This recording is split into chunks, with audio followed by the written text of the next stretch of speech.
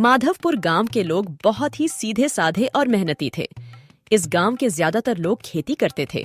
माधवपुर के लोग एक दूसरे की मदद करने में विश्वास रखते थे और शायद यही कारण था कि ये गांव बहुत ही खुशहाल था। अरे भाई हरीश, कल तेरे खेत जोते नहीं थे? चलो आज जोत देते हैं। ठीक है, फिर कल हम दोनों तुम्हारे खेत जोतेंगे। नहीं, पहले हम बिरजू के खेत जोतेंगे। उस बेचारे की आज तबीयत ठीक नहीं है, तो हम पहले उसके खेत को जोतेंगे, फिर अपने खेत को जोतेंगे। इस गांव के पुरुषों की तरह औरतों में भी बिल्कुल भी मन मुटाव नहीं था। सभी बहुत ही प्रेम से रहती थी।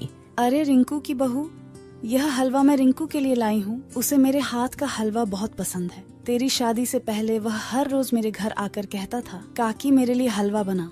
शुक्रिया काकी, ये लीजिए। मैं भी कल बाजार गई थी तो नेहा की पसंद के ये बेसन के लड्डू उसके लिए लाई हूँ। उसे बहुत पसंद है ना। यह देखकर तो वह बहुत खुश होगी। गांव के बुजुर्गों को अपनी परवरिश पर बहुत नाज था। देखो तो हमारे गांव में सबके बीच कितना प्यार है। ये सब हमारी परवरिश का ही नतीजा है। हाँ नहीं तो आजकल के बच्चे तो आपस में मिलजुल कर रहने को भी तैयार नहीं है। लेकिन कहते हैं ना, खुशियों को नजर लगते देर नहीं लगती। ऐसा ही कुछ हुआ। माधवपुर के गांव के लोगों के साथ एक रात तेज आंधी तूफान चलने लगा। सभी गांव वासी घबरा गए। गांव के मुखिया ने गांव के सभी लोगों को मंदिर में एकत्रित होने को कहा। लगातार कई घंटों तक बारिश और आंधी तूफान आता रहा। धीरे धीरे करके गांव के सभी घर टूटे। अगली सुबह जब बारिश थम गई तो गांव वाले मंदिर से बाहर आए और अपने खुशहाल गांव का ऐसा हाल देखकर घबरा गए। ये क्या हो गया भगवान? तुझे हमारी खुशी देखी नहीं जाती क्या भगवान? अब हम क्या करेंगे? हम सबकी फसल तो खराब हो गई है। हम यूं ही हार कर नहीं बैठ सकते। हमें अपनी परिस्थिति को बदलना होगा। गांव वाली जानते थे कि उन्हें मिलजुल कर काम करना होगा। मैं और हरीश खेतों में जाकर देखते हैं। जो कुछ भी होगा वो हम समेट लेते हैं। और अभी तुम और रामू काका जंगल से लकड़ियां बटोर कर ले आओ। हम औरतें तब तक कुछ खाना बनाने का इंतजाम करती हैं।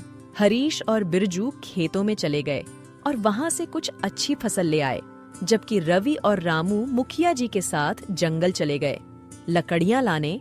मजबूत घर कैसे बनाएंगे जिससे दोबारा ही परेशानी ना हो? बेटा, हमारे जमाने में तो बांस का घर हुआ करते थे, जो कि काफी मजबूत रहा करते थे।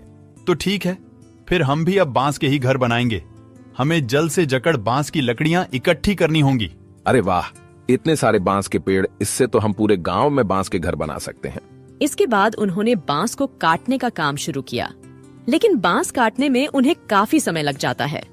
कई घंटे बीतने के बाद भी वो कुछ ही बांस काट पाए थे। आखिर में वो तीनों एक बड़ा मोटा सा बांस का पेड़ काटने लगे, लेकिन पेड़ आधा ही कटा था कि उसमें से खून बहने लगा।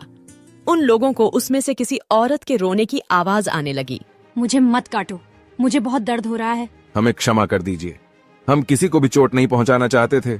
तभी उनके सामने बांस पेड़ की देवी प्रकट हुई। देवी ने सबसे पहले उस बांस के पेड़ को ठीक किया। उसमें से रोने की आवाज थम गई। रोने की आवाज से तुम सब थम गए। इससे यह पता चलता है कि तुम अच्छे इंसान हो।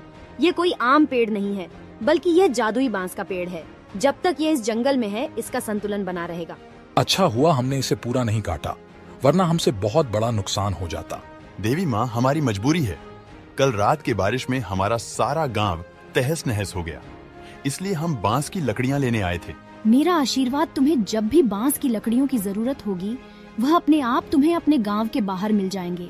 लेकिन इसके लिए तुम्हें एक वचन देना होगा। तुम इस जंगल के रहस्य के बारे में किसी को भी कुछ नहीं बताओगे। हम तीनों वचन देते हैं। बांस की देवी को वचन देकर वो लोग बाहर रखे बांस उठाकर वापस लौट आए। फिर अगली सुबह उन्होंने देखा कि उनके गांव के पास बहुत सारी बांस की लकड़ियां कटी हुई रखी थीं। अरे वाह, इतना तो हम सब गांव वाले मिलकर भी नहीं काट सकते थे। धन्यवाद बांस की देवी। इसके बाद सभी ने वो लकड़ियां उठाई और एक एक कर सभी के बांस के घर बनाने लगे। ये लो काकी, आपका घर तैयार है। भगवान तुम सबका भला करे बेटा। एक एक करके सबके घर बनकर तैयार हो गए। हमने सोचा भी नहीं था कि इतनी जल्दी हम इस समस्या से उभर पाएंगे। यह सब गांव वालों की मेहनत का नतीजा है। इसके बाद वो सभी खुशी खुशी अपने घरों में आराम करने चले गए। लेकिन उसी रात को फिर आंधी तूफान आ गया। हे भगवान, एक बार फिर हम गरीबों को इस तूफान की मार झेलनी पड़ेगी। लेकिन मुखिया जी ने जब बाहर झांक कर देखा तो बाहर तेज आंधी तूफान तो था, लेकिन गांव में सभी के बांस के घर सुरक्षित थे। यह देख वो बहुत खुश हुए। देख, सभी गांव वाले हैरान थे, लेकिन इसका असली राज तो केवल रामू काका, रवि और मुखिया को ही पता था।